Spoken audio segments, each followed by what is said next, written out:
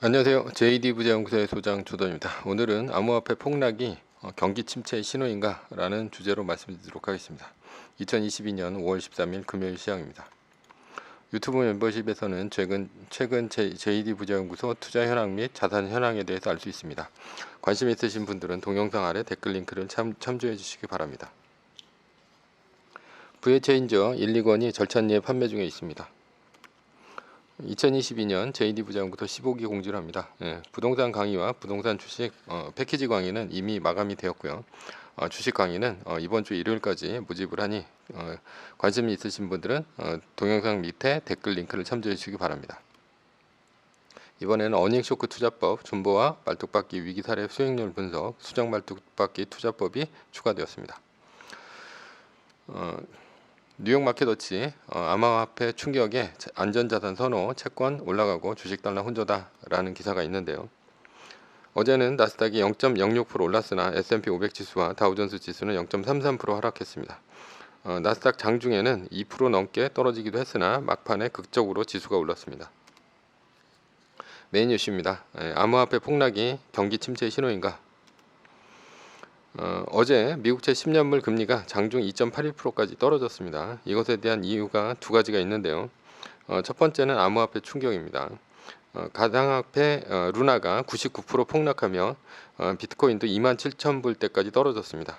그러면서 가상화폐를 폭락에 대비해 규제해야 한다는 목소리가 미 정부 차원에서 나오고 있습니다.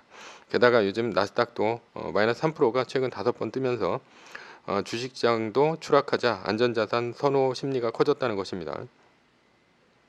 6월 1일서부터 양적 축소를 하면 연준이 시장에 채권 쏟아낼 텐데 채권 가격 상승이 웬 말이냐 이렇게 할 것입니다. 그런데 이것마저도 요즘 주식시장과 가상화폐 시장이 충격을 받으며 연준이 금리 인상과 양적 축소를 속도 조절할 것이라는 얘기를 합니다. 그러나 과연 그럴까요? 파월 인플레 낮추는 고통, 침체는 외부 변수에 달렸다. 어제 파월 의장은 인플레이션을 낮추는 과정은 고통을 유발할 수 있고 조기 금리 인상이 더 나았을 뻔했다고 얘기를 했습니다. 속도 조절을 하려는 사람의 말이 아닙니다. 따라서 어제의 채권 쏠림은 자산시장 폭락에 의한 안전자산 선호 심리가 아니라고 보입니다. 두 번째는 경기 침체 우려입니다. 말 그대로 경기 침체 우려 때문에 안전자산인 미국채를 사려는 수요가 몰려서 그렇다는 얘기입니다. 그러나 그러기에는 아직도 금리 인상과 양적 축소 때문에 미국채 가격이 현재도 비싸다고 보입니다. 적정금리가 3.5%로 보기도 합니다. 그러니 미국채 10년물 금리가 3%대 이하로 떨어진 것은 요즘 채권금리가 너무 많이 올라서 일시적인 조정이라고 보입니다. 그럼에도 불구하고 경기 침체 때문에 채권을 샀다면 아주 심각합니다.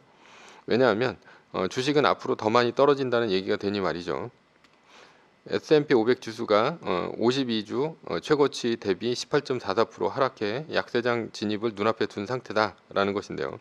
아직까지는 20% 아래까지 떨어지지 않았습니다. 따라서 아직 주가상으로는 경기 침체까지 가지는 않았습니다.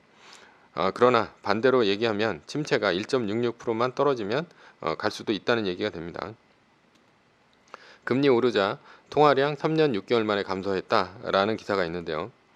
아주 기분 나쁜 통계가 잡혔습니다. 한국은행이 미국 연준에 앞서 금리를 1포인트 먼저 올렸습니다. 1%포인트. 그러자 통화량이 줄었는데요. 이 통화량이 준 것은 2018년 9월 이후 처음이다 라는 것이죠. 이때가 언제입니까? 2018년 10월부터 연준 이자율 위기가 있었던 시기 아닙니까?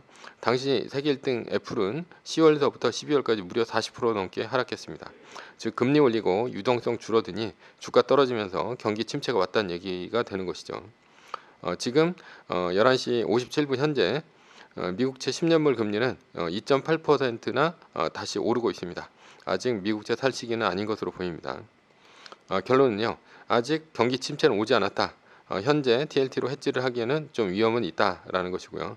그러나 경기 침체는 멀지 않았다라는 것입니다. 애플의 전고점 182.01달러입니다. 말뚝박기 50% 적용을 했고요. 이제 애플이 145.61달러 이하로 떨어졌습니다. 그러면서 비중이 예를 들어서 지금 25%까지 떨어지는 136.51달러 이하로 떨어지게 된다면 10% 매수합니다. 이거는 이제 장중 기준이고요. 반대로 164.81 달러 이상이라면 전량 매수합니다. 이건 종가 기준입니다. 종가 기준이고요. 매뉴얼로 본다면 현재는 애플은 40%, 달러는 60% 상황이 됩니다. 매수 매도 추천은 절대 아닙니다. 현재 가장 중요한 것은 존버보다 내 평단가를 더 싸게 사는가 아니면 더 비싸게 사는가가 아닙니다. 그렇다고 주식수를 늘리는 것도 중요한 것은 아닙니다. 둘 다 부수적인 것입니다. 결론은 중요한 것은 매뉴얼에 따라 이 위기를 내 자산에 큰 손해 없이 벗어나는 것입니다. 그런 면에서 조금 싸다고 공격적으로 들어가는 것보다는 보수적인 운영이 필요합니다. 매뉴얼대로 해야겠죠. 그리고 위험 구간을 넘어가면 꾸준히 올라가는 상승장이 올 것입니다. 돈은 그때 벌어도 충분합니다. 매뉴얼입니다. 세계 1등 주식은 전고점 대비 2.5% 떨어질 때마다 10%씩 팔면서 리밸런싱을 하다가 나스닥 마이너스 3%가 뜨면 말뚝을 박는 것입니다. 그러다 반등이 시작되면 V자 반등 리밸런싱을 하면 됩니다. 자세한 내용은 JD 부장연구소 다음 카페를 참조하시거나 동영상 밑에 리밸런싱 말뚝박기 댓글 링크를 참조하시기 바랍니다. 전자는 세계 1등 주식은 우상향합니다. 위의 상황은 매뉴얼일 뿐입니다. 따를 사람은 따르고 참고할 사람은 참고하시면 됩니다.